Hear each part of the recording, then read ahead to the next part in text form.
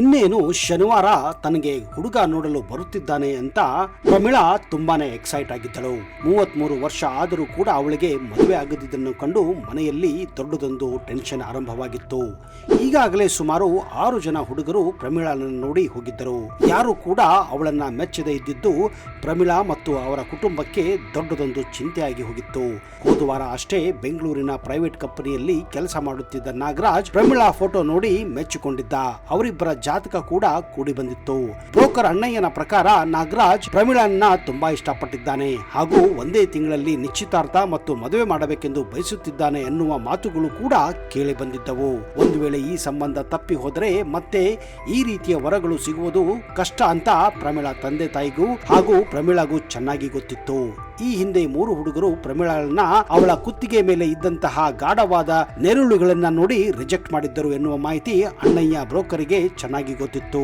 ಪ್ರಮೀಳಾಳ ತಂದೆ ತಾಯಿ ಪ್ರಮೀಳಾಳ ಕುತ್ತಿಗೆಯಲ್ಲಿರುವ ನೆರುಳೆ ಬಗ್ಗೆ ಮಾತನಾಡುತ್ತಿದ್ದರು. ಈ ನೆರುಳೆಯೇ ಪ್ರಮೀಳಾಳ ಮದುವೆಗೆ ಕಂಟಕವಾಗುತ್ತಿದೆ ಅಂತ ಅವರ ತಂದೆ ತಾಯಿ ಮಾತನಾಡಿಕೊಂಡಿದ್ದನ್ನ ಪ್ರಮೀಳಾ ಕೇಳಿಸಿಕೊಂಡಿದ್ದಾಳೆ. ತನ್ನಿಂದಲೇ ಈ ಮನೆಯಲ್ಲಿ ಇಷ್ಟೊಂದು ತೊಂದರೆಗಳಾಗುತ್ತಿವೆ, ಮೇಲಾಗಿ ತನ್ನ ತೊಂದರೆಗೆ ಆ ನೆರುಳೆಯೇ ಕಾರಣ ಅಂತ ಪ್ರಮೀಳಾಗೆ ಅನಿಸಿ ಹೋಗಿತ್ತು. ಅದೇನಾಯ್ತೋ ಗೊತ್ತಿಲ್ಲ, ಪ್ರಮೀಳಾ ತಂದೆ ತಾಯಿ ಮಾತನ್ನ ಕೇಳಿಸಿಕೊಂಡು ತನ್ನ ಕೋಣೆಗೆ ಹೋಗಿ ಮನೆಯಲ್ಲಿದ್ದ ಒಂದು ಬ್ಲೇಡ್ ಅನ್ನ ತೆಗೆದುಕೊಂಡು ಆ ನೆರುಳೆಯನ್ನ ಕತ್ತರಿಸಲು ಹೋಗಿ ಕುತ್ತಿಗೆಯನ್ನೇ ಆ ಬ್ಲೇಡು ಕತ್ತರಿಸಿ ಬಿಟ್ಟಿತ್ತು.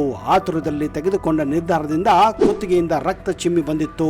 ಪ್ರಮೀಳಾ ಜೋರಾಗಿ ಕಿರಿಚಿದ್ದಾಳೆ. ಆದ್ರೆ ಒಳಗಿನಿಂದ ಬಾಗಿಲು ಹಾಕಿಕೊಂಡಿದ್ದ ಕಾರಣ ತಂದೆ ತಾಯಿಗಳಿಗೆ ಬಾಗಿಲನ್ನ ಮುರಿಯುವ ವೇಳೆಗೆ ರಕ್ತ ಹರಿದು ಪ್ರಮೀಳಾಳ ಜೀವವೇ ಹೋಗಿತ್ತು. ಹೌದು, ಈ ಒಂದು ನೆರುಳಿಗಾಗಿ ಪ್ರಮೀಳಾ ತನ್ನ ಜೀವವನ್ನೇ ಕಳೆದುಕೊಂಡಿದ್ದಳು. ಈ ಘಟನೆ 2019 ಮೇ 20ನೇ ತಾರೀಕು ಉತ್ತರ ಕನ್ನಡ ಜಿಲ್ಲೆಯ ಸಿರ್ಸಿ ತಾಲೂಕಿನ ಹಳ್ಳಿಯಲ್ಲಿ ನಡೆದಿತ್ತು.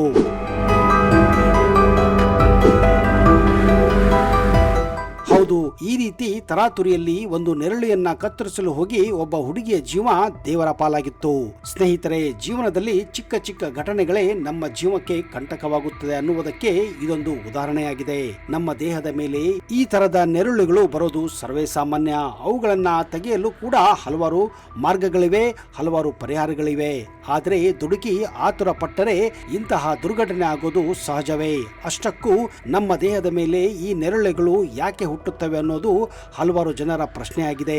ನೆರಳೆಯನ್ನ ಕೆಲವು ಕಡೆ ನರಹುಲಿ, ನೆರುಳ್ಳಿ, ನರವಲಿ ಅಂತನೂ ಕೂಡ ಕರೆಯುತ್ತಾರೆ. ಇಂಗ್ಲಿಷ್ನಲ್ಲಿ ಇದನ್ನ ಸ್ಕಿನ್ ಟ್ಯಾಗ್ ಅಥವಾ ಸ್ಕಿನ್ ರಾಟ್ ಅಂತ ಕೂಡ ಕರೆಯುತ್ತಾರೆ. ಇದು ಸಾಮಾನ್ಯವಾಗಿ ಕುತ್ತಿಗೆ, ಕೆನ್ನೆ, ಮೂಗು, ಕೈಗಳ ಭಾಗದಲ್ಲಿ ಹೆಚ್ಚಾಗಿ ಕಂಡುಬರುತ್ತದೆ. ಕೆಲವರಲ್ಲಿ ಇದು ಸಣ್ಣ ಪ್ರಮಾಣದಲ್ಲಿ ಇದ್ದರೆ ಇನ್ನು ಕೆಲವರಲ್ಲಿ ಇದು ದೊಡ್ಡ ಪ್ರಮಾಣದಲ್ಲಿ ಇರಬಹುದು.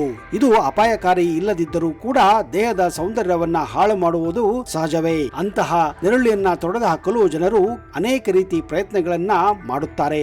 ಈ ನರಹುಲಿ ಹೆಚ್ಚಾಗಿ HPV ಅಂದ್ರೆ ಹ್ಯೂಮನ್ ಪ್ಯಾಪಿಲೋಮಾ ವೈರಸ್ ನಿಂದ ಉಂಟಾಗುತ್ತದೆ. ಸಾಮಾನ್ಯವಾಗಿ ಈ ವೈರಸ್ಗಳು ಧೂಳಿನಿಂದ ನಮ್ಮ ದೇಹವನ್ನ ಪ್ರವೇಶಿಸಿ ಬಳಿಕ ಹೆಚ್ಚುವರಿ ಜೀವಕೋಶಗಳ ಬೆಳವಣಿಗೆಗೆ ಕಾರಣವಾಗುತ್ತವೆ. ಇನ್ನೊಂದು ಮುಖ್ಯ ಕಾರಣ ಏನೆಂದರೆ ಸೋಂಕಿತ ವ್ಯಕ್ತಿಯೊಂದಿಗೆ ವಸ್ತುಗಳನ್ನು ಹಂಚಿಕೊಳ್ಳುವ ಮೂಲಕ ವೈರಸ್ಗಳು ಕೂಡ ಹರಡುತ್ತವೆ.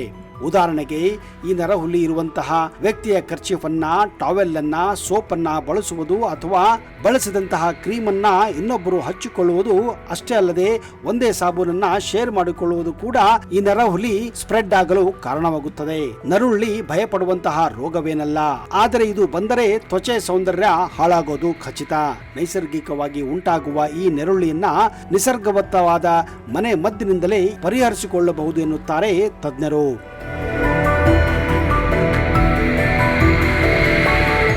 ಈ ನರುಳಿಯ ಪರಿಹಾರಕ್ಕೆ ಮನೆಯಲ್ಲೇ ಹಲವಾರು ಮದ್ದುಗಳಿವೆ. ಉದಾಹರಣೆಗೆ ಶುಂಠಿ ಪೇಸ್ಟ್. ಎಲ್ಲ ಅಡುಗೆ ಮನೆಯಲ್ಲಿ ಶುಂಠಿ ಇದ್ದೇ ಇರುತ್ತದೆ. ಭಕ್ಷ್ಯಗಳನ್ನು ತಯಾರಿಸಲು ಇದನ್ನ ಅಡುಗೆಯಲ್ಲಿ ಬಳಸಲಾಗುತ್ತದೆ. ಅಲ್ಲದೆ ಇದು ಈಸ್ಟ್ ಸೋಂಕನ್ನ ತೊಡೆದು ಹಾಕಲು ಕೂಡ ಸಹಾಯ ಮಾಡುತ್ತದೆ. ಜೊತೆಗೆ ನರುಳಿಗೂ ಇದು ಪರಿಣಾಮಕಾರವಾದಂತಹ ಮದ್ದಾಗಿದೆ. ಮೊದಲು ಒಂದು ತುಂಡು ಶುಂಠಿಯನ್ನ ತೆಗೆದುಕೊಂಡು ಮೃದುವಾಗಿ ಪೇಸ್ಟ್ ಮಾಡಿ ನಂತರ ಅದನ್ನ ನರುಳಿ ಮೇಲೆ ಹಚ್ಚಿ. ಹೀಗೆ ದಿನಕ್ಕೆರಡು ಬಾರಿ ಹಚ್ಚಿದರೆ ಕೆಲವೇ ದಿನಗಳಲ್ಲಿ ನರಳುಳಿಗಳು ಉದುರಿ ಹೋಗುತ್ತದೆ ಎನ್ನುತ್ತಾರೆ ತಜ್ಞರು. 2022ರಲ್ಲಿ journal of complementary and integrative medicine ನಲ್ಲಿ ಪ್ರಕಟವಾದ ವರದಿಯ ಪ್ರಕಾರ ದಿನಕ್ಕೆ 2 ಬಾರಿ ಶುಂಠಿ ಪೇಸ್ಟ್ ಅನ್ನ ಲೇಪಿಸುವುದರಿಂದ ಮೊಡವೆಗಳು, ಈ ರೀತಿ ಸ್ಕಿನ್ ಟ್ಯಾಗ್ಗಳು ಮತ್ತು ನರಳುಳಿಗಳ ಸಂಖ್ಯೆ ಮತ್ತು ಗಾತ್ರ ಗಮನಾರ್ಹವಾಗಿ ಕಡಿಮೆ ಆಗುತ್ತದೆ ಎಂದು ಸಂಶೋಧಕರು ಕಂಡುಹಿಡಿದಿದ್ದಾರೆ. ಸುಣ್ಣ ಮತ್ತು ಟೂತ್ ಪೇಸ್ಟ್. ತಾಂಬೂಲ ಜಗಿಯಲು ಬಳಸುವ ಸುಣ್ಣ ಅರ್ಧ ಚಮಚ ತೆಗೆದುಕೊಳ್ಳಿ. ಅದಕ್ಕೆ ಅರ್ಧ ಚಮಚ ನಿಮ್ಮ ಮನೆಯಲ್ಲಿರುವ ಕೋಲ್ಗೇಟ್ ಆಗಲಿ ಅಥವಾ ಯಾವುದೇ ರೀತಿಯ ಟೂತ್ ಪೇಸ್ಟ್ ಅನ್ನ ಮಿಕ್ಸ್ ಮಾಡಿ ನಂತರ ನರಳುಳಿ ಇರುವ ಕಡೆ ಹಚ್ಚಿ 15 ಗಂಟೆ ಕಾಲ ಅದನ್ನ ಬಿಡಿ. ನಂತರ ನೋಡಿದರೆ ನರಳುಳಿ ಮಾಯವಾಗಿರುತ್ತದೆ. ಸುಣ್ಣ ಮತ್ತು ಕೋಲ್ಗೇಟ್ ಹಚ್ಚಿದಾಗ ಮೊದಲಿಗೆ ಸ್ವಲ್ಪ ಉರಿ ಅನಿಸಿದರೂ ಕೂಡ ಯಾವುದೇ ಅಡ್ಡ ಪರಿಣಾಮ ಮಾತ್ರ ಆಗುವುದಿಲ್ಲ. ಮುಖಕ್ಕೆ ಹಾಕಿದರೆ ಕಲೆ ಬೀಳಬಹುದು, ಆದರೆ ಆ ಕಲೆ ಸ್ವಲ್ಪ ದಿನಗಳ ಮಾತ್ರ ಇರುತ್ತದೆ, ಆಮೇಲೆ ಅದು ಕೂಡ ಇಲ್ಲದಾಗುವುದು. ಬಾಳೆಹಣ್ಣಿನ ಸಿಪ್ಪೆ. ಆಯುರ್ವೇದ ತಜ್ಞರ ಪ್ರಕಾರ ಬಾಳೆಹಣ್ಣಿನ ಸಿಪ್ಪೆಯಲ್ಲಿ ಅಪಾರ ಪ್ರಮಾಣದ ಔಷಧೀಯ ಗುಣಲಕ್ಷಣಗಳು ಕಂಡುಬರುತ್ತವೆ. ಇವುಗಳು ನೋವು ನಿವಾರಣೆಯಲ್ಲಿ ಮಾತ್ರವಲ್ಲದೆ ಚರ್ಮದ ಮೇಲೆ ಕಂಡುಬರುವ ಯಾವುದೇ ಗಾಯ ಅಥವಾ ಗುಳ್ಳೆ ಅಕ್ಕಪಕ್ಕದಲ್ಲಿ ಹರಡದಂತೆ ನೋಡಿಕೊಳ್ಳುತ್ತವೆ. ನೀವು ನೋಡಿರಬಹುದು, ಹೆಚ್ಚಾಗಿ ಬಾಳೆಹಣ್ಣು ತಿಂದ ಮೇಲೆ ಹಲವಾರು ಜನ ಹೆಣ್ಣು ಮಕ್ಕಳು ಆ ಬಾಳೆಹಣ್ಣಿನ ಸಿಪ್ಪೆಯನ್ನ ತಮ್ಮ ಮುಖದ ಮೇಲೆ ಹಚ್ಚಿಕೊಳ್ಳುತ್ತಾರೆ. ಇದರಿಂದ ಮುಖದ ಕಾಂತಿ ಕೂಡ ಹೆಚ್ಚಾಗುತ್ತದೆ. ಹೀಗಾಗಿ ಬಾಳೆಹಣ್ಣಿನ ಒಳಭಾಗದ ಸಿಪ್ಪೆಯು ತಿರುಳನ್ನು ಚರ್ಮದ ಮೇಲೆ ಅಂಟಿ ಹಾಕಿ ಇಡೀ ರಾತ್ರಿ ಹಾಗೆ ಬಿಟ್ಟು ಬೆಳಗ್ಗೆ ಎದ್ದು ನೋಡಿದರೆ ಇದಕ್ಕೆ ಬೇಗನೆ ಪರಿಹಾರ ನೀವು ಕೊಂಡುಕೊಳ್ಳಬಹುದು.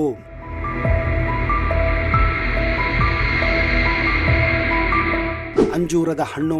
ಆಯುರ್ವೇದದ ಪ್ರಕಾರ ಚರ್ಮದ ಮೇಲಿನ ಗಂಟುಗಳ ಸಮಸ್ಯೆ ನಿವಾರಣೆಗೆ ಅಂಜೂರ ಹಣ್ಣಿನ ಬಳಕೆ ಮಾಡಬಹುದು. ಇದರ ಹೊರಗಿನ ಸಿಪ್ಪೆಯನ್ನ ತೆಗೆದರೆ ಒಳಗಿನ ಭಾಗದಲ್ಲಿ ಕಂಡುಬರುವ ಜೆಲ್ ರೀತಿಯ ಅಂಶವನ್ನ ಚರ್ಮದ ಗಂಟುಗಳ ಮೇಲ್ಭಾಗದಲ್ಲಿ ಅನ್ವಯಿಸಿ ಇದರಲ್ಲಿರುವ ಔಷಧೀಯ ಪ್ರಭಾವದಿಂದ ಗಂಟುಗಳು ಸುಲಭವಾಗಿ ಮುಕ್ತಿ ಪಡೆಯಬಹುದು.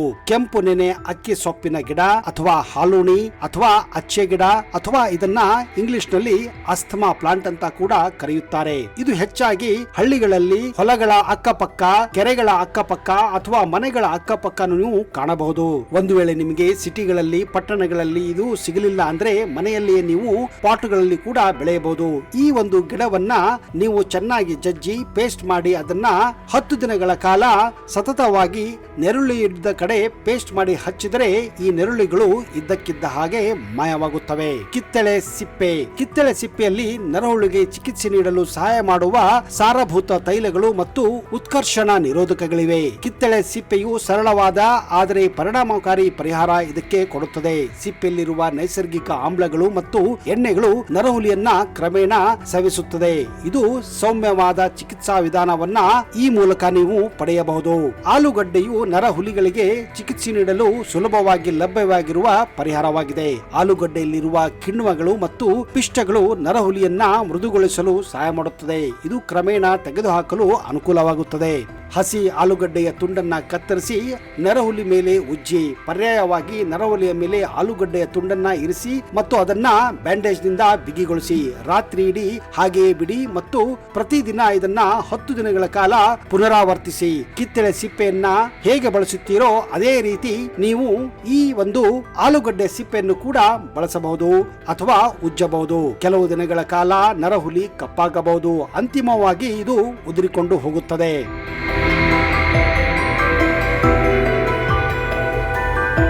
ಹೌದು ಸ್ನೇಹಿತರೆ, ಈ ರೀತಿ ಈ ನರಹುಲಿಗಳನ್ನ, ನರಹುಲಿಗಳನ್ನ ನೀವು ನಿಮ್ಮ ದೇಹದ ಯಾವುದೇ ಭಾಗದ ಮೇಲೆ ಇದ್ದರೂ ಕೂಡ ಅವುಗಳಿಂದ ಮುಕ್ತಿ ಪಡೆಯಬಹುದು. ಹಾಗಾದ್ರೆ ತಡ ಯಾಕೆ? ಹಿಂದೆ ಈ ಮನೆಮದ್ದುಗಳನ್ನ ಬಳಸಿ ನಿಮ್ಮ ದೇಹದ ಮೇಲಿರುವ ನರಹುಲಿಗಳನ್ನ ಕಿತ್ತು ಬಿಸಾಕಿ. ಒಂದು ವೇಳೆ ನಿಮಗೆ ಇವೆಲ್ಲ ಇಷ್ಟವಿಲ್ಲದಿದ್ದರೂ ಕೂಡ ಲೇಸರ್ ಆಪರೇಷನ್ ಮೂಲಕ ಈ ನರಹುಲಿಗಳನ್ನ ನೀವು ತೆಗೆದುಹಾಕಬಹುದು. ಅದನ್ನು ಕೂಡ ನೀವು ಆಸ್ಪತ್ರೆಗಳಲ್ಲಿ ಟ್ರೈ ಮಾಡಬಹುದು. ಆದ್ರೆ ಯಾವುದೇ ಕಾರಣಕ್ಕೂ ಬ್ಲೇಡ್ಗಳನ್ನ ಬಳಸೋದಾಗಲಿ, ಚಾಕುಗಳನ್ನ ಬಳಸೋದಾಗಲಿ ಮಾತ್ರ ಮಾಡಬೇಡಿ. ಇದು ನಿಮ್ಮ ಜೀವಕ್ಕೆ ಅಪಾಯವಾಗಬಹುದು. ಈ ಒಂದು ವಿಡಿಯೋ ಹೇಗನಿಸಿತು ಅನ್ನೋದನ್ನ ದಯವಿಟ್ಟು ಕಮೆಂಟ್ ಬಾಕ್ಸ್ ಅಲ್ಲಿ ಹಾಕಿ ಹಾಗೂ ನಿಮ್ಮ ಅನಿಸಿಕೆಯನ್ನ ಕಮೆಂಟ್ ಮಾಡಿ ಮತ್ತು ಈ ವಿಡಿಯೋ ಲೈಕ್ ಆದಲ್ಲಿ ಎಲ್ಲರ ಜೊತೆ ಶೇರ್ ಮಾಡಿ.